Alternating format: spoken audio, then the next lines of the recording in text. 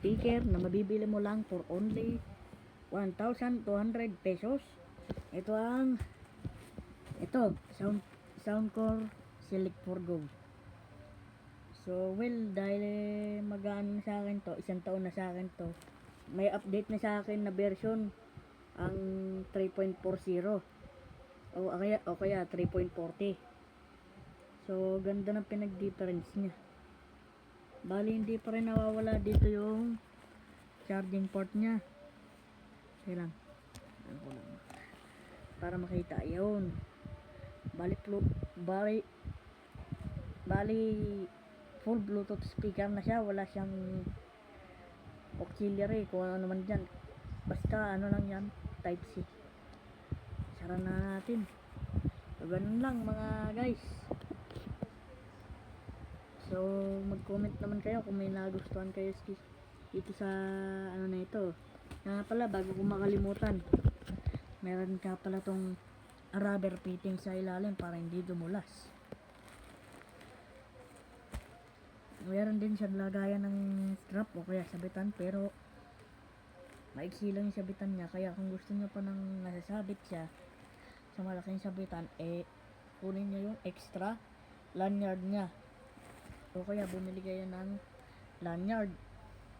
So ganun lang mga ka-guys.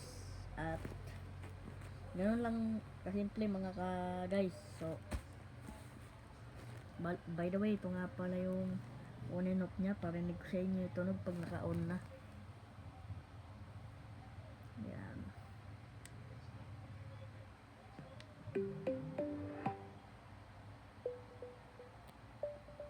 Ito naman yung tunog niya pag in-off ko.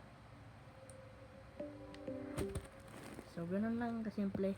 Yung last update niya, ganyan din yung tunog niya. Wala lang hindi nila binabago yung sound kasi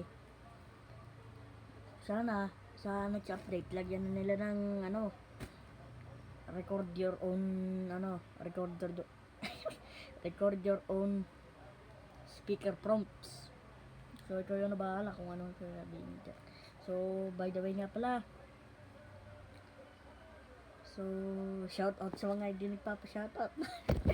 Ayun, magkaka-shoutout pa kasi hindi nagpapa-shoutout talaga yun. Kahit mga subscriber ko lang kayo, shoutout ko kayo. O shoutout nga pala kay Ninya Magtalas J4G. Hindi ko alam ba't nilagyan pa niya ng J4G yung ano. So shoutout na rin pala kay Alper Kim Clamonte at sa mga nagsusubscribe dyan, shoutout sa inyo lahat. So yun lang, bye bye na mga guys, at see you next video. Bye bye, peace.